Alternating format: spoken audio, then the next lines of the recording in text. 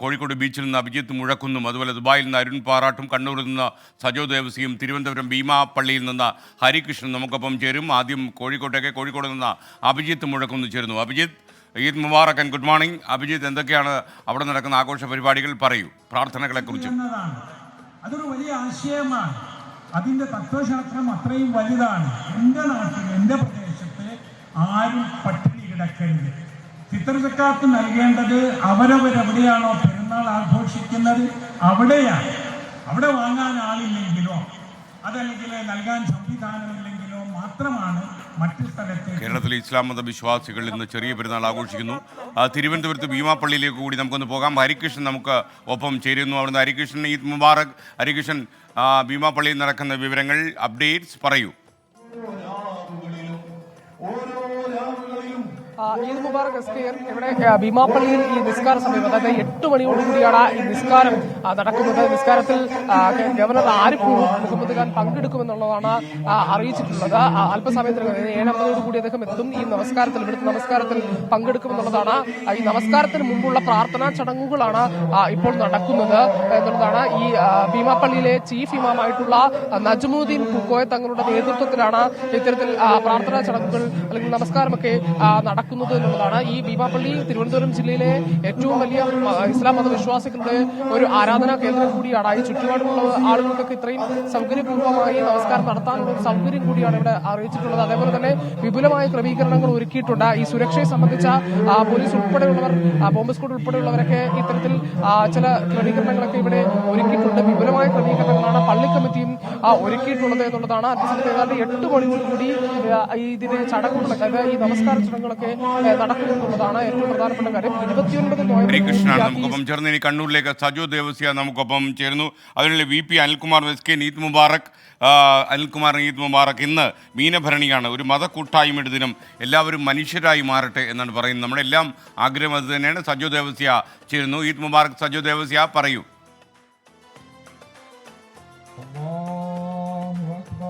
എസ്കെൻ, ഈദ് മുബാറക്. ഞാനിപ്പോൾ നിൽക്കുന്നത് കണ്ണൂർ ജവഹർ സ്റ്റേഡിയത്തിലാണ്. ഇവിടെ പെരുന്നാൾ നമസ്കാരത്തിൻ്റെ ഭാഗമായി പ്രത്യേക ഈദ് ഗാഹ് തന്നെ ക്രമീകരിച്ചിട്ടുണ്ട്. വലിയ തോതിൽ വിശ്വാസികളുടെ പങ്കാളിത്തമുണ്ട്. 1 മാസം നീണ്ടുനിന്ന വ്രതാനുഷ്ഠാനത്തിന് ശേഷം ഇസ്ലാം മത വിശ്വാസികൾ ആ വ്രതാനുഷ്ഠാനത്തിൻ്റെ പൂർത്തീകരണത്തിൻ്റെ ഏറ്റവും പ്രധാനപ്പെട്ട ഒരു ദിനം കൂടിയാണ്.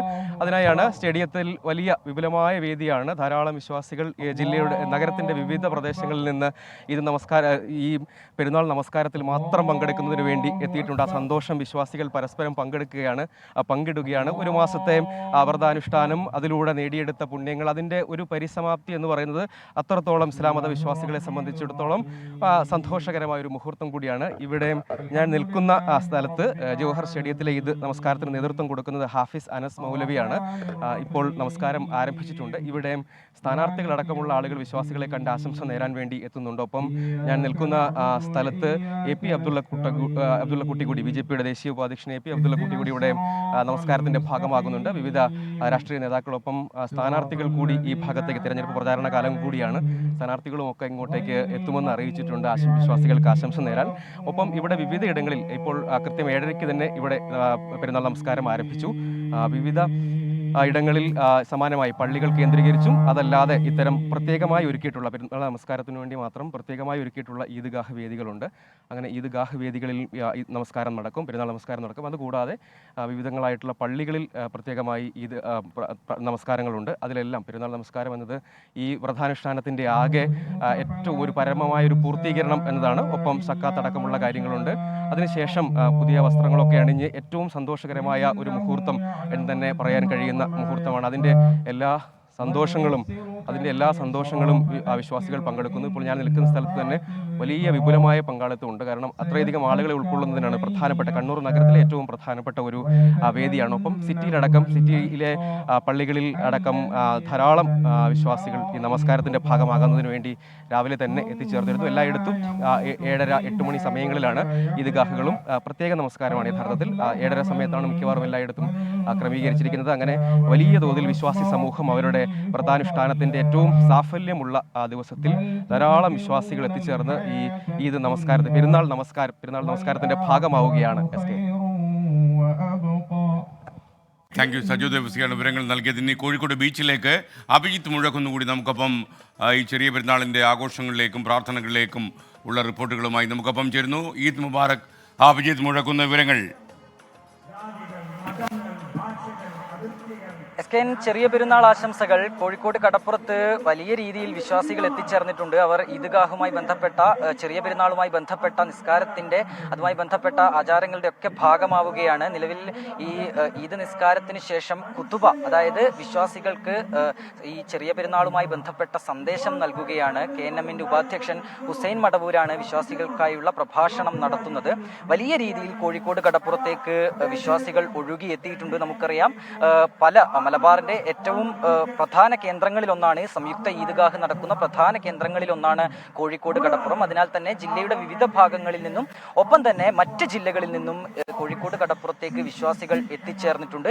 ഈ കുതുബ കഴിഞ്ഞതിന് ശേഷം വിശ്വാസികൾ പരസ്പരം ആശ്ലേഷിക്കും, മധുരം പങ്കിടും. അതിനുശേഷമാണ് അവർ വീടുകളിലേക്ക് തിരിച്ചു ചെല്ലുക. അവിടെ എത്തിയതിനു ശേഷം ഒരുമിച്ച് കൂടലിന്റെ ഒത്തുചേരലിന്റെ ഒക്കെ വലിയ ആഘോഷങ്ങൾ ഈ വീടുകൾ കേന്ദ്രീകരിച്ചും നടക്കും. അങ്ങനെ 29 ദിവസം നീണ്ടുനിന്ന വ്രതാനുഷ്ഠാനത്തിനൊടുവിൽ ചെറിയ പെരുന്നാൾ എത്തിയതിന്റെ എല്ലാ ആഘോഷവും ആ ഒരു സന്തോഷവും നമുക്ക് വിശ്വാസികളുടെ മുഖത്ത് നിന്ന് കാണാനായി സാധിക്കും. വലിയ രീതിയിൽ ആൾക്കാർ ഇവിടേക്ക് എത്തിച്ചേർന്നിട്ടുമുണ്ട്. നിലവിൽ ഈ കുത്തുബ റംസാൻ ചെറിയ പെരുന്നാൾ സന്ദേശം നിലവിൽ നടന്നുകൊണ്ടിരിക്കുകയാണ്. SKN. ഓക്കെ, കോഴിക്കോട് ബീച്ചിൽ നിന്നാണ് നമുക്കൊപ്പം അഭിജിത്ത് മുഴക്കൊന്ന് ചേർന്നത്.